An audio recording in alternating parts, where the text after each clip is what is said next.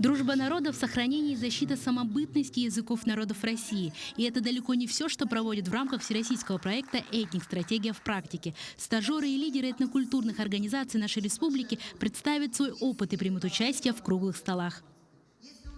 В рамках деловой программы состоится презентация лучших практик в сфере межнациональных отношений.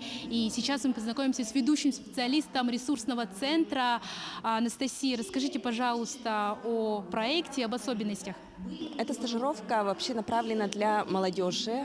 Принимают участие также молодежные ассамблеи Республики Саха-Якутия, студенты, активисты и общественники.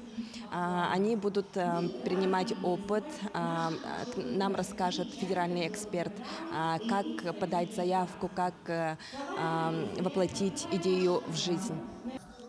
Проект объединил представителей власти, некоммерческих организаций, а также экспертов в сфере межнациональных отношений из Новосибирской, Иркутской областей и Якутии. Наш регион выбран не случайно.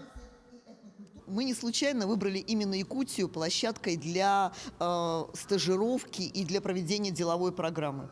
Потому что нас связывают с Якутией очень много лет взаимодействия, сотрудничества и продвижения наших этнокультурных организаций.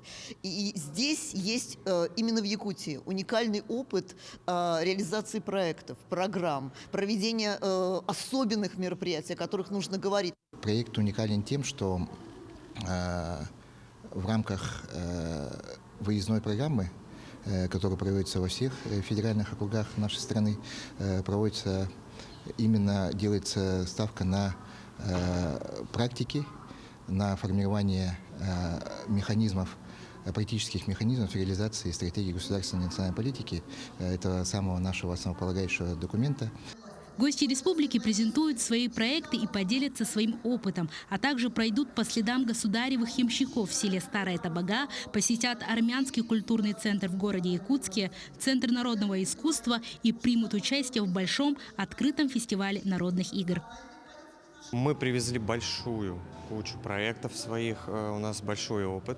Мы привезли, конкретно я привез форму фестивальную, именно площадных мероприятий, как увеличить охваты, как поделиться современными технологиями, как зрителей не просто приобщать, непосредственно в парке, а как их погружать заблаговременно. То есть у нас есть опыт, и мы готовы им поделиться. По итогам проекта «Этник. Стратегия в практике» будут разработаны механизмы реализации стратегий государственной политики и издан сборник методических материалов развития этнокультурного сектора. Лена Андреева, Павел Пахомов, Якутск.